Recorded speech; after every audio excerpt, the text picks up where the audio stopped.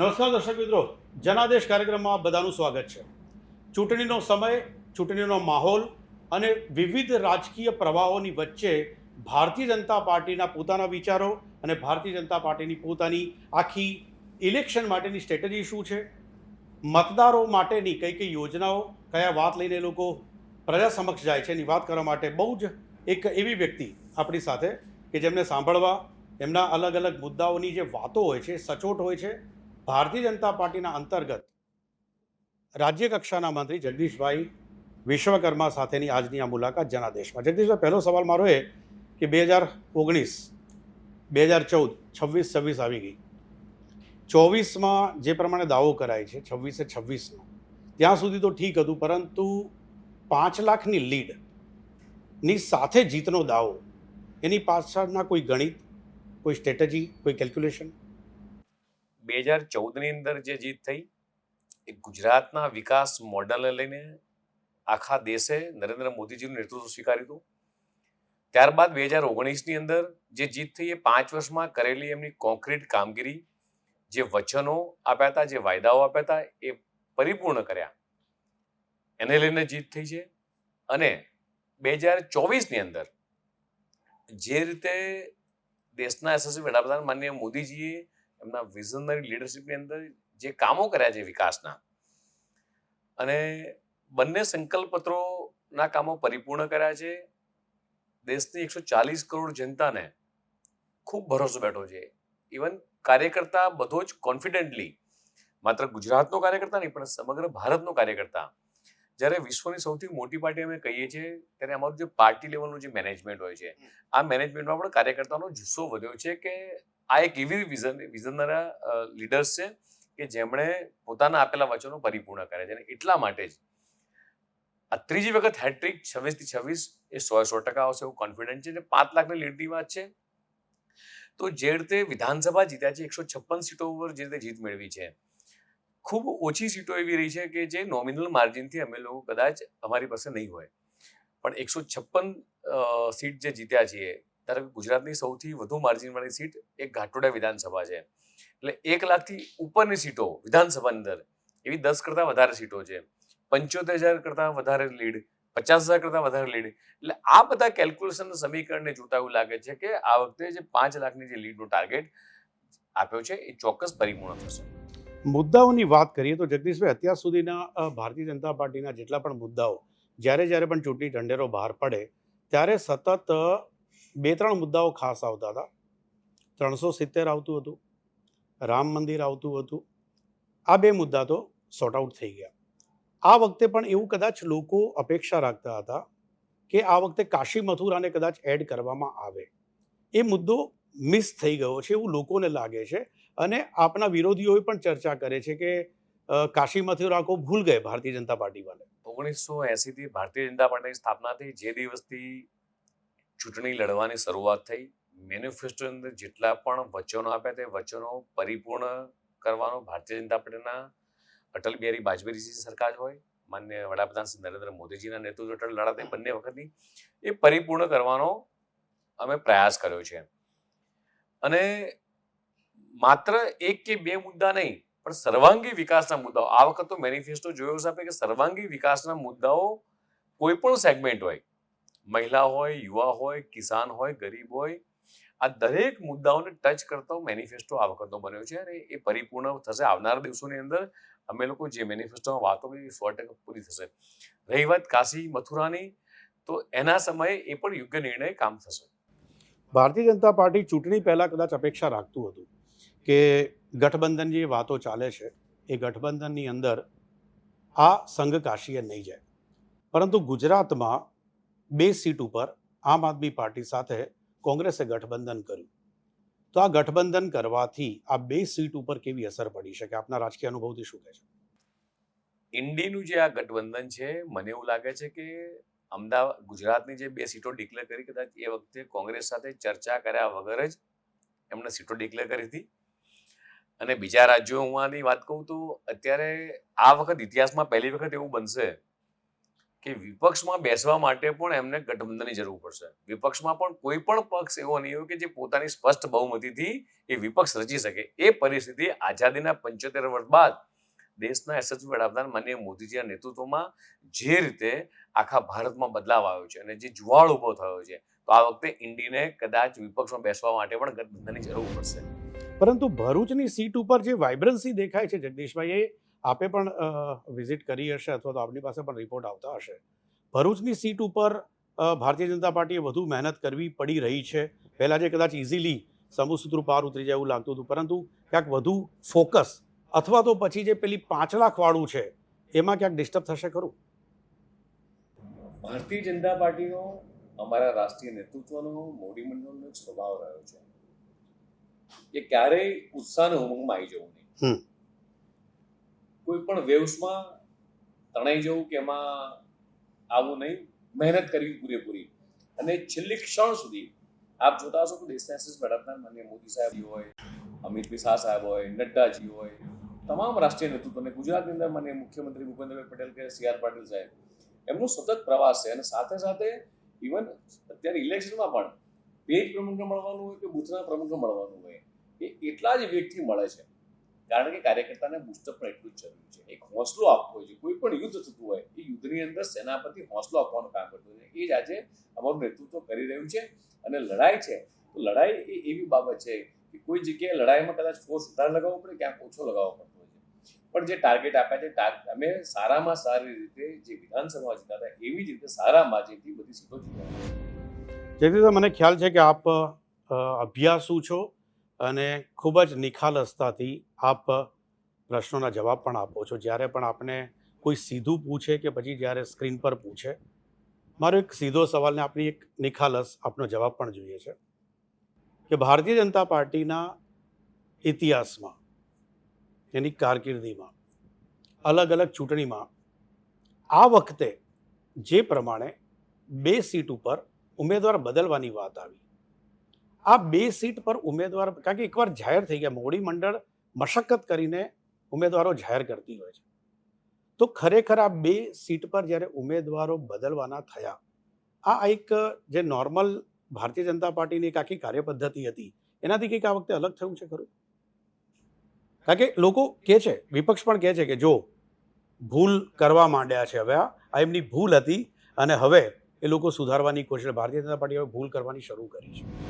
હું એવું નહીં કહું કે ભૂલ કરી છે કે ભૂલ હતી ને કે ભૂલ સુધારવાનો પ્રયાસ કર્યો, પણ ક્યાંક મોદી મંડળ લાગ્યું હશે ત્યારે મોદી મંડળ નિર્ણય લીધો છે. અને આ પ્રશ્ન અમદાવાદ કે ગાંધીનગર લેવલનો નથી. આ પ્રશ્ન મોડી મંડળ નિર્ણય લીધો છે. આખું પાર્લામેન્ટે બેસી નિર્ણય લીધો હોય છે, એટલે નિર્ણય કદાચ યોગ્ય હશે. This is the pattern of Jagdish Vishwakarma.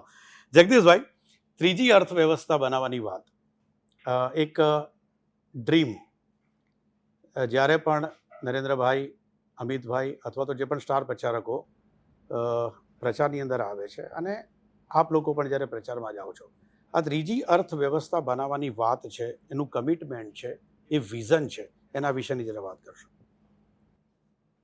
એવું કહીશ કે આપણે બંને જણા જે અત્યારે ક્રુઝમાં આપણે ઇન્ટરવ્યૂ ચાલી રહ્યો છે, આપણને કદાચ સપનામાંય ખબર નથી કે અમદાવાદની અંદર ગુજરાતમાં ક્રુઝ ચાલશે ને આપણે બેઠા આવીશું. રિવોલ્યુશન્સ ક્યાંથી ક્રિએટ થાય?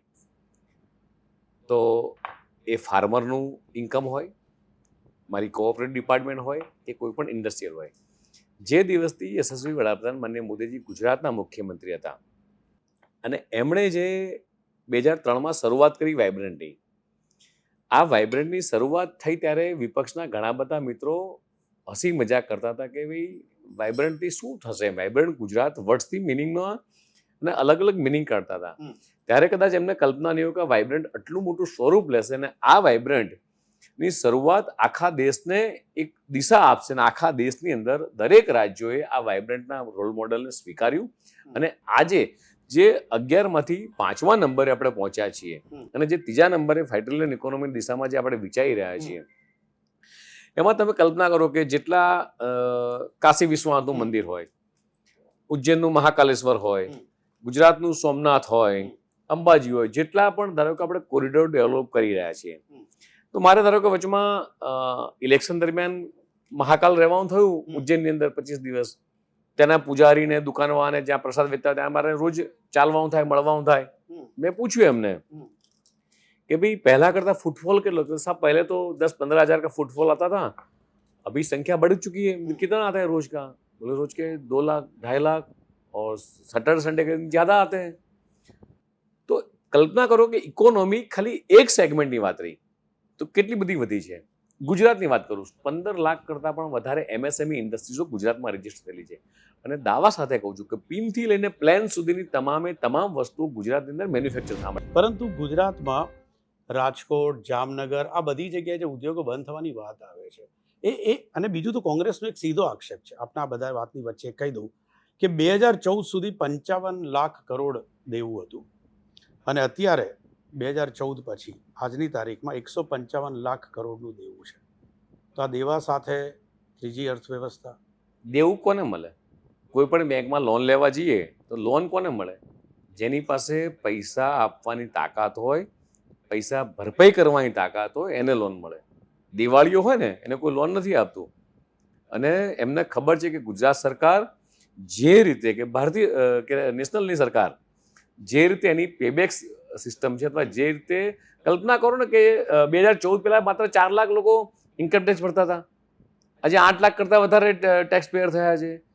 જે રીતે જીડીપી વધી રહ્યું છે, ટેક્સ રેવન્યુ વધી રહી છે. આ રેવન્યુ વધી ક્યાંથી? આટલા મોટા બજેટ વધ્યા છે કે કોરોના બાદ 85 કરોડ લોકોને આપણે ફ્રી અનાજ આપ્યું, બરોબર છે. આખા દેશમાં 10 કરોડ કરતાં વધારે ટોયલેટ બનાવ્યા. તો પૈસા આવ્યા ક્યાંથી? આ જ સરકાર છે, એ જ ઉપરથી પોપ્યુલેશન વધ્યું છે.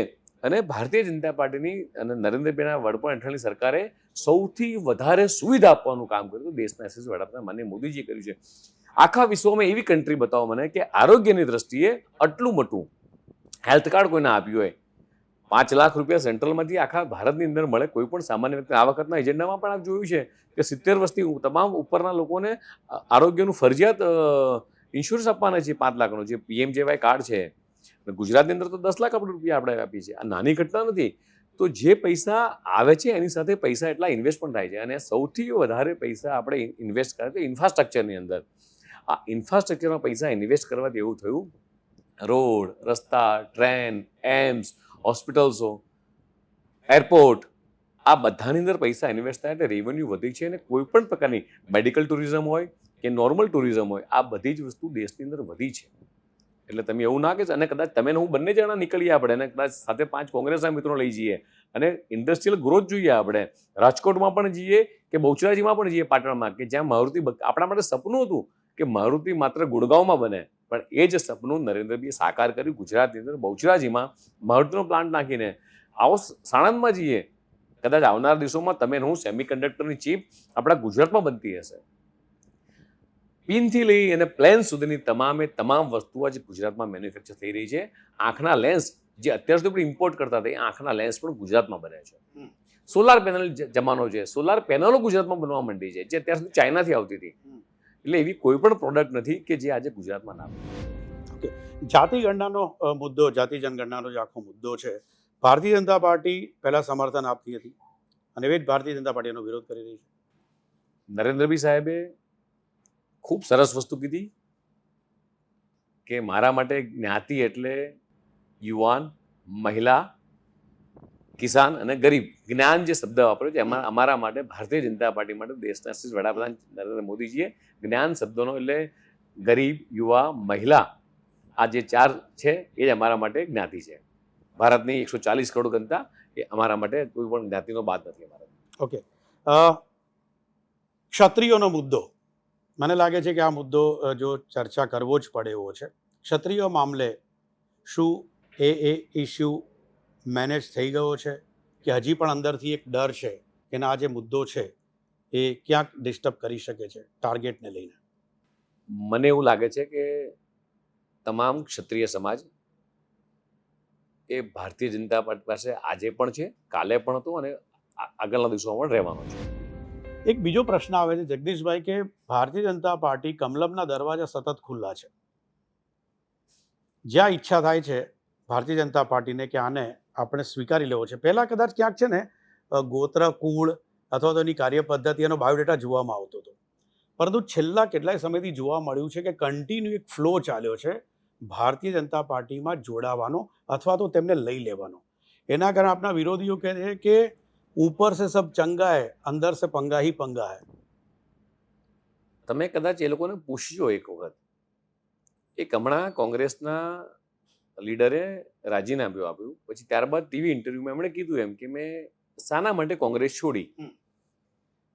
તો એવું કહે છે કે ભાઈ હું હિન્દુ છું અને છતાંય રામ મંદિરનું નિમંત્રણ આવે અને હું અયોધ્યા ના જઈ શકું, કે મારા ઘરે દીવો ના પ્રગટાઈ શકું, કે મને મારી પાર્ટીની બીક લાગે, મારી પાર્ટી મને બોલશે, હું ક્યાંય ટીવી ઇન્ટરવ્યુ ના આપી શકું.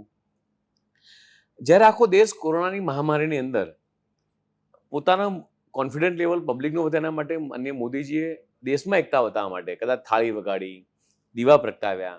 તો એવું દરેક કોંગ્રેસીને પોતાના ઘરે આગળ પણ કરવું હતું, કારણ કે પોતાના પરિવારનો સવાલ હતો. એમના દીકરા દીકરી પૂછતા હતા પણ ના કરી શક્યા. એ માત્ર બારીમાંથી જોતા રહ્યા કે આવું કરીશું તો પાર્ટી ઠપકો આપશે. જે રીતે વિકાસ થઈ રહ્યો છે, કદાચ આપણે કલ્પના કરી હતી ક્યારેય કે બુલેટ ટ્રેન ભારતમાં હશે, ગુજરાતમાં ફરતી હશે, મેટ્રો ટ્રેનનું કામ જે થઈ રહ્યું, આ બધા જ વિકાસનું કામ અન્ય પક્ષોમાંથી જે ભારતીય જનતા પાર્ટીમાં જોડાય છે એમના પરિવારના લોકો પણ એમને સવાલ કરે છે. દીકરા દીકરીઓ મેચ્યોર થઈને સવાલ કરે છે કે તમે કયા પક્ષની વિચારધારા, કઈ જૂની વિચારધારા સાથે કામ કરો છો.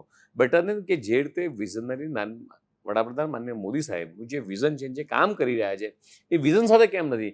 એમના પોતાના પરિવારના લોકો આવા સવાલો કરી રહ્યા છે. અને ભારતીય જનતા પાર્ટી જે વિકાસ કર્યો છે, વિકાસ ન જઈ નેતૃત્વને આજે કોંગ્રેસ પાસે લીડર કોણ છે? એમના લીડર કદાચ બોલતા હોય તો કદાચ એમની જીભ લપસી જાય છે. અસંખ્ય વખત આપ જોયું હશે, બરોબર છે. આજે ભારતીય જનતા પાસે સબળ નેતૃત્વ છે અને એના કારણે આ નેતૃત્વને જોઈ અને લોકો જોડાય છે. પાટણની રાહુલ ગાંધીની મુલાકાત દરમિયાન એમણે ફરી એકવાર એ જ મુદ્દો ઉપાડ્યો કે 90% લોકો જીએસટી જે ભરે છે એની આવક 22 ઉદ્યોગપતિઓને જ લાભ થાય છે. એમની પાસે આંકડા હશે, એક વખત આવે એક્રોસ ધ ટેબલ, આંકડા બતાવી દઈશું.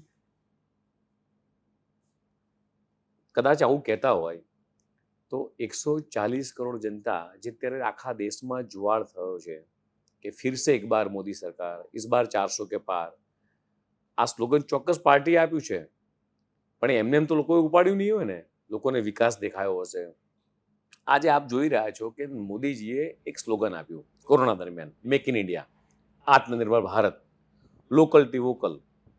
આને સાચા અર્થમાં પુરવાર થયું છે.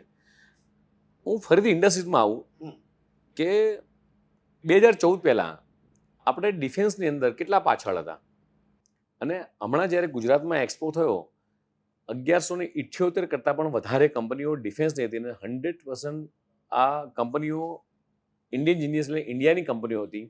આ વખતે છેલ્લા 3 વર્ષમાં 21,000 કરોડ કરતાં વધારે રૂપિયાનું આપણે ડિફેન્સમાં એક્સપોર્ટ કર્યું છે.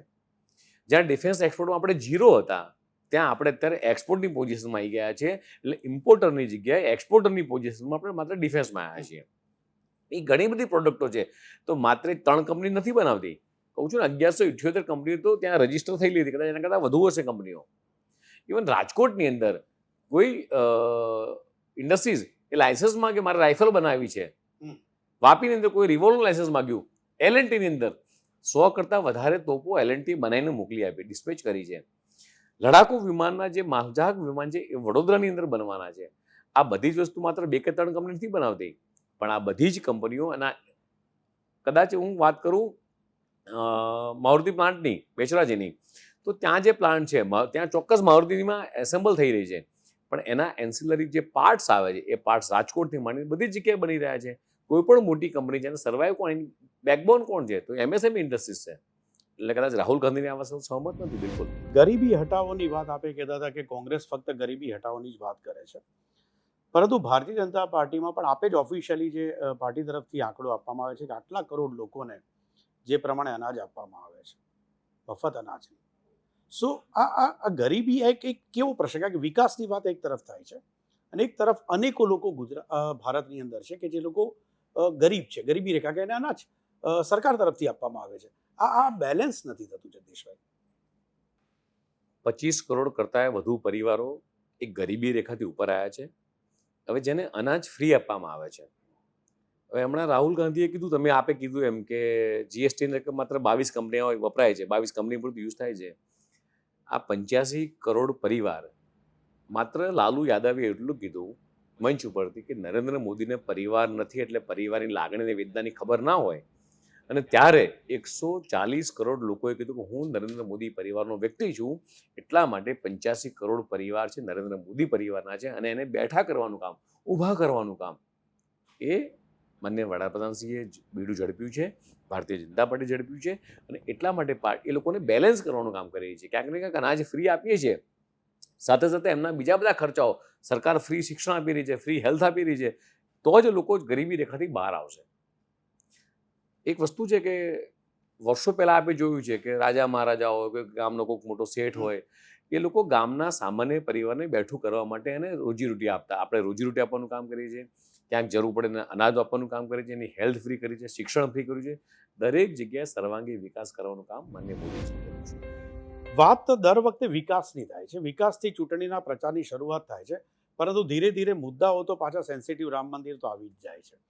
સો આ એક બહુ કોમન, મને આ કદાચ ખેસ વગરના જગદીશભાઈને પૂછું છું કે જગદીશભાઈ, એવું નથી લાગતું કે ચૂંટણીની વાત અથવા તો ચૂંટણીના મુદ્દાઓ એ બિલકુલ પોઈન્ટેડ વિકાસ ઉપર જ થવા જોઈએ? કારણ કે અલગ અલગ જગ્યાએ અહીંયા જાય તો આ મુદ્દો, આ સેન્સિટિવ મુદ્દા ઉપર અને બિલકુલ લાગણીવાળા મુદ્દા ઉપર જઈને ચૂંટણીનો પ્રચાર અટકી જાય છે ખરો. શરૂઆત થાય છે વિકાસથી અને એન્ડ આવે છે અહીંયાથી. આ વખતે 25 કરતાં વધારે કન્ટ્રીના લોકો, પોલિટિકલ પાર્ટીના લોકો એ ભારતનું લોકશાહીનું સૌથી મોટું પર્વ ઇલેક્શન જોવાઈ રહ્યા છે. તો કેમ? એનું કારણ એવું છે કે ભારતમાં જે વિકાસ થયો છે, ભારતનું જે ડેવલપમેન્ટ થયું છે, અને આટલું મોટું ઇલેક્શન કેમ્પેનિંગ કઈ રીતે તમે કરી રહ્યા છો, કઈ રીતે હેન્ડલ કરી રહ્યા છો, આ જોવા આવી રહ્યા છે. એક મુદ્દો તમને છે. બીજો મુદ્દો તમને કહું કે અમે કોઈ વાતથી ડિફર થતા નથી. અમારા જેટલા પણ લીડર્સ છે એ વિકાસના મુદ્દાને લઈને શરૂઆત કરે છે, પણ જ્યારે વિપક્ષના મિત્રો પાસે વિપક્ષના મુદ્દાને ચેલેન્જ કરવા માટે કોઈ મુદ્દો નથી, અને ત્યારે અમારે સામે એમને જવાબ આપવો પડે છે કે અમે વિકાસનું કામ તો કર્યું છે, સાથે સાથે આ બધા કામ કર્યા છે. તમે અમારા કોઈ પણ લીડરની સ્પીચ સાંભળી લો, અમારી વાત માત્ર ને માત્ર વિકાસની વાત થતી હશે. અમારા કોઈ પણ મેનિફેસ્ટો વાંચી લો, અમારી વાત વિચારધારા. અને મને તો આનંદ થાય છે, આપણને બધાને આનંદ થવો જોઈએ કે દેશના યશસ્વી વડાપ્રધાન મોદીજીએ નેતૃત્વમાં જ્યારે ગુજરાતના મુખ્યમંત્રી હતા ત્યારે એમણે નાતવાદ, જાતવાદ, પ્રાંતવાદની રાજનીતિને છોડી અને વિકાસની રાજનીતિને અપનાવી છે, અને આખા દેશે સ્વીકારી છે.